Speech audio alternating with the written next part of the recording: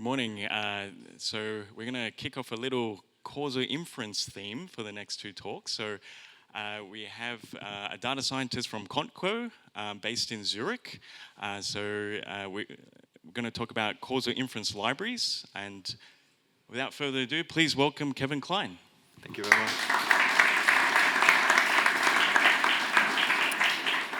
Hello, everybody. As was just said, my name is Kevin. I work at Conco as a data scientist / machine learning engineer. And today I would like to talk about causal inference libraries, what they already do, and what I would like them to do. We will sort of nourish that discussion with the following agenda. First, I will try to motivate why one would use concepts and tooling from causal inference in the first place. Then I'll try to motivate why one wants heterogeneity when using these tools from causal inference. I will then try to give you an idea on a high level as to how one can actually estimate such heterogeneous treatment effects, this notion from causal inference. I'll then try to give some code examples of how this can be done with set libraries. And lastly, I will talk about a couple of things that I personally am missing from EconML and CausalML.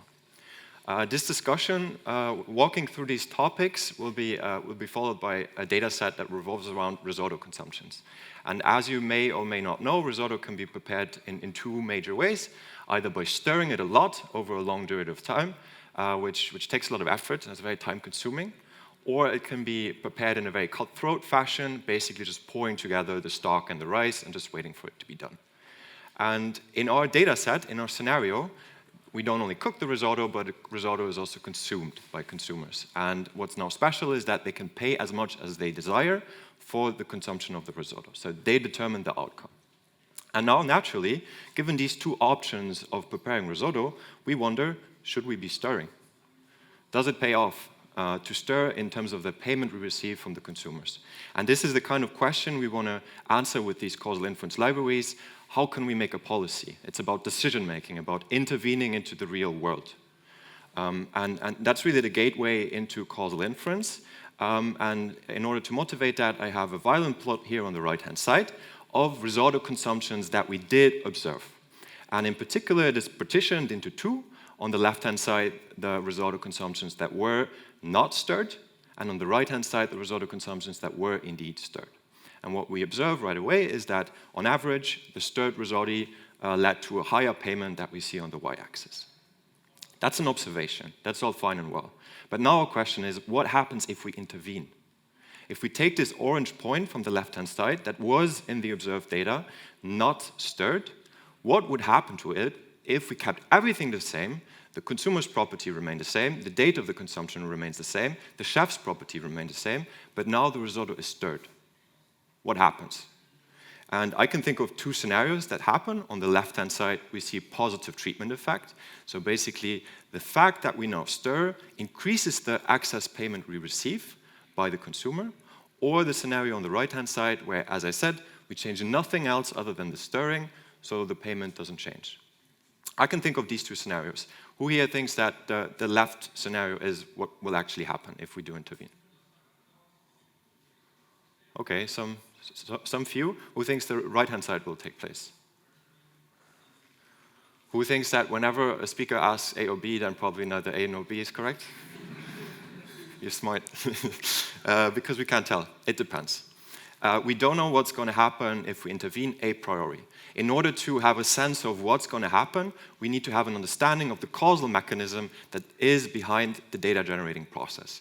And here I have two explanations, one on the left-hand side, one on the right-hand side, for this correlation between stirring and higher payments. On the left-hand side, we see a direct causal impact from stirring onto the payment, which means that if we stir, the payment will directly increase. And that's why we saw this correlation in the observed data set. On the right-hand side, we do not have a direct causal link from stirring to payment, but we have what's called the common confounder, which in this case is the chef's rating, being a proxy for the chef's skill set. And so the correlation we observed was mainly due to the fact that chefs who are great at cooking happen to stir, even though the stirring doesn't have any effect on the payment of the risotto itself. And this kind of distinction, off-the-shelf machine learning models are not well equipped to make. They're just not well at capturing these distinctions, these subtleties. And that's why we used tools from causal inference to really capture the causal effects that are behind data. So now I've tried to motivate causal inference, but now what about heterogeneity? Why do we care about heterogeneity, which I alluded to in the beginning? And I think that's a bit of a rhetorical question, because I would say the world is heterogeneous. And so here we see a histogram of risotto consumption. So every point was one consumption of risotto. Say Anne ate Chef John's risotto at 2:40 p.m. And on the x-axis, we see the treatment effects. So the extra payment we received thanks to the risotto being stirred. So again, keeping everything else the same, how much is the excess we get by stirring in payment? And here we see that we have a non-negligible cluster at around 0. So we receive basically the same amount whether we stir or not in US dollars. But we also have a cluster around 2. So there are some consumptions, depending on the properties of the consumer and or the chef, in which the stirring actually increases the payment received non-negligibly by $2. And if we were in a homogeneous world, then we would basically just see a Dirac delta function, just one bar at, say, $1.8, where everybody pays more. And I think this is very intuitive if you think of, say, medication. I think everybody can easily understand that a medication given to a 25-year-old pregnant woman will have a different treatment effect than giving to a 3-year-old toddler. And that's my point here, that the real world is heterogeneous, and therefore we want to capture that heterogeneity. And we want to capture it for a decision-making, for defining a policy. And so here in this histogram, it's the same histogram than before. I just added this orange vertical bar, which is the assumed cost of stirring a risotto. So here we now say, okay, we know our bookkeepers told us it costs $1 to stir one risotto, basically. And once we have that information, and we also have the treatment effects displayed on the x-axis, we can just compare both values, because the treatment effect tells us how much do we get extra by stirring. And if we can then compare that to the cost, we can simply split up the consumptions into profitable and loss-making in terms of stirring. That's a very naive and straightforward policy that we can then define if we have access to these heterogeneous treatment effects. We usually don't. What we can do, or can hope to do, is to estimate those. And that's why in the policy definition we see a tau hat and not the tau that we see on the x-axis of the histogram, because we usually don't have this information. But we can try to estimate it and then derive a straightforward policy off of it. So I just motivated that if we have this tau hat, a policy is straightforward. We just compare the treatment effect to the cost. How do we get that? I think it would be all well and nice if our data looked like this, where we basically have a table where every row is a consumption of risotto, we have the covariates, say the age of the consumer, the chef's rating, and then we have the outcomes for both situations. So we have an outcome for the non-stirred risotto as well as an outcome for the stirred risotto. If we have this kind of information, we can basically just subtract one from each other, and we know what the individual treatment effect is, right? So we have this causal information of the treatment effect right away, and we could just use an off-the-shelf machine learning approach and use this treatment effect as a label, and the machine learning approach would spit out a causal quantity. That'd be great, but as the title of the slide suggests, that is only a desire. In reality, we face the so-called fundamental problem of causal inference, which means that we only ever observe the outcome on the one treatment variant. We can never observe more than one simultaneously, unless you assume kind of parallel universes, because surely you can prepare 2 risottos for Anne, maybe even twice prepared by Chef John, but the overall circumstances will never be identical. There's only one reality that we observe. And therefore, unfortunately, we can't know the individual treatment effect. We can't know it, so we can't just train on that and hope to just predict that. This we can't do. What we can, however, do is to resort to this notion of the conditional average treatment effect, which is subtly different from the individual treatment effect, which is an expected value of this difference. So we can't compute the difference, but we can hope to estimate the expected value of this difference, conditioning on these covariates. And this conditioning here is really important because that's our heterogeneity. Right? These X are the covariates which express, say, the consumer's age and the chef's rating, which allows for the heterogeneity in a policy. And please be aware, if I now say CATE, or conditional average treatment effect, or heterogeneous treatment effect, these are all the same thing. In the literature, they're used as synonyms. And now we would now like to estimate this expected value. And there's very sophisticated tooling in Causal Inference to do so. And as far as I can tell, all of this tooling relies on 3 very technical assumptions, which I don't have the time to go into right now. But just one thing that I would like to tell you is that if your data that you're using stems from a randomized control trial, so where you basically flip a coin every time to decide whether you stir or not, there's nothing else that determines whether you stir or not, only the flipping coin, then you already get 2 of these 3 assumptions for free. If you're using observational data that does not stem from a proper randomized control trial, then you actually need to put in the work and validate these assumptions in order to estimate these CATEs, these conditional average treatment effects.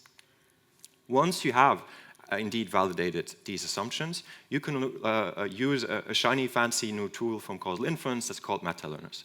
They sit at the intersection of econometrics, statistics, and machine learning, and they are basically CATE models. So they are models, estimators that estimate this causal quantity, and importantly, they rely on arbitrary machine learning estimators inside of them. So these little triangles could be anything you want. They could be a multi-layer perceptron, a boosted tree, a random forest, a linear or logistic regression. That doesn't impact sort of the definition of the meta-learner. It is more general than that. And some of the examples for such meta-learners, they all start with 1 or 2 letters for some reason, or the S-learner, the T-learner, the R-learner, and whatnot. And similarly, but slightly differently from a regular machine learning scenario, we don't only have 2 inputs, but we have 3 inputs. We have the treatment assignments. So basically, did someone get a stirred risotto or a non-stirred risotto? We have the covariates X, which you could also think of as features in a regular machine learning context, and the observed outcomes Y. We don't have these 2 outcomes, non-stirred and stirred, because that's not reality. We only see 1 observed outcome that is a function of the covariates and of the treatment assignment. What we get out is this tau hat, and this tau hat is a function of X because it is a heterogeneous treatment effect. So for every observation in the data set, we get an estimate for how much the extra stirring brings in payment, so to say. And the T-learner is one example of such meta-learners, and here we see a depiction of what happens at training time. So again, we see these 3 inputs, the treatment assignments, the covariates, and the outcomes. And what the T-learner now does is it partitions this data set into 2. On the one hand, the covariates and the outcomes for the non-stirred consumptions, and the covariates and the treatments for the stirred consumptions at the bottom. What it then does is to feed these 2 partitions into regular machine learning regressors. So these regressors, these triangles, are just trying to predict Y based on X. Just off-the-shelf stuff. And by doing that, the T-learner then has 1 model that is trained to stirred risotto and 1 model that's trained to non-stirred risotto. At prediction time, we then receive our covariates. So we just see a new consumer arriving. We know a new chef could cook the risotto, and we haven't observed any treatment assignments. We haven't decided yet whether we want to stir or not. Now we want the T-learner to tell us whether we want to stir or not. And at prediction time, the T-learner then feeds these covariates through both just learned models, gives us an estimate for the payment in the context of stirred risotto, gives us an estimate for the payment in the context of non-stirred risotto, and then just basically computes the difference of both. And that then magically gives us a consistent estimate for this conditional average treatment effect. Well, just relying on machine learning models inside, but then getting it to a causal estimate. And importantly, the T-learner is really this whole thing. The plumbing and wiring and shuffling data around, this logic, that's the meta-learner. It's not just regressing a Y based on X. As you can tell, the T-learner is very simple and intuitive, which is great for getting used to meta-learners, but most meta-learners are more sophisticated, have more greater theoretical properties, and also perform better in practice, but they're just a bit harder to understand what's going on. Yes. So now I've tried to give you an idea of how we can conceptually or on paper estimate these conditional average treatment effects that we can then directly use in our policy. So how does this look like in code? And there's two Python open source libraries that allow you to train these meta-learners. One's called EconML, developed primarily by Microsoft Research, and the other is called CausalML, developed by Uber. And importantly, both implement a lot of these meta-learners, so not only, say, the T-learner, but a whole family of them. And all of these meta-learners have an sklearn estimator protocol. So they have the regular fit, predict method that you use to in machine learning. And this is then, again, our data set that we now want to use these libraries on. We have some covariates, the age, the nationality, the chef's rating, and whether the chef uses a gas stove or not. And then, since this is simulated data, and only because it's simulated data, we have access to this mu of x, which is basically the base outcome. So that's the outcome that is captured by all of the covariates and has nothing to do with the treatment assignment, so to say the outcome under no stirring. And tau of x, which is the true treatment effect, which we never have in reality, which we only have because this is a simulation. And so we have access to this so that we can evaluate our approach just as a toy example. What we would always observe in reality are the t's and the y's, the actual treatment assignments, whether we stirred or not, and the y's, which are just the observed payments. And these quantities are then added together. We can now throw this data, which is stored as a pandas data frame, quite simply, into a CausalML model. In the first block, we basically just one-hot encode our sole categorical variable. In the second block, we then define our meta-learner. And here we use a so-called R-learner that is here implemented by CausalML. It goes by the name of base R regressor, the class, and we can see right away that it does have these three components. I said these meta-learners always have several components inside that are arbitrary machine learning models, and here we can see that. One's called the outcome learner, one's called the effect learner, and one's called the propensity learner. And we instantiate them all with arbitrarily chosen LightGBM booster trees, either regressing or classifying. In the last line, we see what I said on the previous slide, that we have this regular sklearn API. So we just have a fit call that now, instead of just the x and y, also takes treatment vector, and a predict call that gives us the estimates of the conditional average treatment effects that we can then directly use to define a policy. We can just see, is the estimate greater than $1? Yes, then please stir, and if it's smaller than $1, don't stir. Fairly straightforward. Since it's a simulation, we have access to the ground truth data on the y-axis, so the actual treatment effect, and on the x-axis we see what the code from the previous slide spits out. And what we see is that without doing any architecture search or without doing any hyperparameter optimization, just with default parameters, we pick up some signal. We certainly don't estimate the treatment effects perfectly, but we certainly pick up some signal. That's all great, and I think CausalML and EconML, you should totally check them out. They're great libraries, and I'm really thankful for them being open source and for being able to use them. But as is always the case, there's some things that are not perfect for everyone, and I personally have some pains and problems with both that sometimes make me look like that sad programmer. And one of these pains that I sometimes have is the dealing with categorical features. And I just referred to LightGBM, which is a very popular choice for all prediction problems on tabular data sets. And one of its great features is that it allows you to do categorical features natively. So you do not have to one-hot encode them. And on the one hand, that's nice because you don't have to take care of just creating all these columns. But on the other hand, it also is advantageous for your learning algorithm because now instead of saying, is Iraqi, is Irani, Israeli, you can just say nationality, and the model has a signal, the information that these values are mutually exclusive. Because if you just split them up into binary columns, then this information is lost.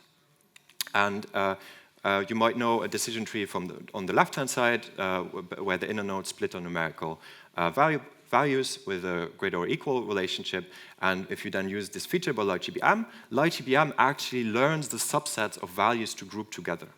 And that's really powerful. There's like nice theory that explains to you why this can help your learning algorithm a lot. But there's also the practice. And so here I ran this with our risotto data set. And on the y-axis, we see the root mean squared error of the conditional average treatment effects. And we see that for small sample sizes, the darker blue, so the categorical feature from LightGBM, leads to a way better result than using the one-hot encoding. With a fair amount of repetitions. And so that's all really cool that LightGBM has this, and it's also really cool that meta-learners are in principle agnostic of any machine learning model you use internally as these components. You can use LightGBM for CausalML and EconML, but unfortunately, CausalML and EconML prevent you from using this categorical feature and can lead to silent failures, actually. They don't tell you that it doesn't work. Another pain and problem I have in practice is using already trained components. So as we now said several times, these meta learners rely on several components inside of them. And you can always fit the entire thing together by just calling the dot fit of the meta learner. But sometimes you might want to use already trained components. Say, for instance, if you're doing hyperparameter optimization of the overall thing, but also of the components, you don't always want to retrain everything, right? Because that just leads to a massive increase in runtime due to the combinatorics. And so I would really be excited if I could sort of train one component really well, maybe hyperparameter optimize it, and then reuse it for everything that happens with the meta learner. That's, to the best of my knowledge, not really possible with EconML and CausalML. A third pain point is predicting with components. And so similarly to the previous pain point, I would like to evaluate individual components every now and then. I would like to get predictions of what they actually do if I feed new data to them, so that I can also evaluate them, so that I don't only know what is the overall meta learner doing, but what are also the individual components doing, to have a finer granularity of improving my model, basically. That's also, to my knowledge, not possible. And my last pain point is using distinct covariate sets. So usually we have this one X that we use for everything, but in some cases you might have a strong domain knowledge on how these individual components work, what kind of features the real data generating process relies on. And in that case, you want to restrict features that don't have anything to do with the component, such that your model doesn't unnecessarily overfit on it. As you want to remove the noise, basically. And this is, to my knowledge, also not possible with EconML and CausalML. I'm running out of time, so I'll skip those. What I would like to tell you is that if you kind of like causal inference, if you find it cool, and if you find it cooler than aligning elements on slides, just as I do, join us. We are always looking for great people. We're always hiring. We are also proud contributors to open source. Come talk to me if you want to know more, or shoot us an email. This is a snapshot of some of the roles we have open. We're very flexible in terms of roles, in terms of locations. Reach out to us. And just lastly, very briefly, thank you all for listening and your patience. Special thanks to Dan, Ege, Julie, Matthias, and Norbert for their help with this talk. And a shout out to Mateusz Fakure for his amazing blog, Causal Inference for the Brave and True. And you can find the slides on my GitHub. Thank you very much.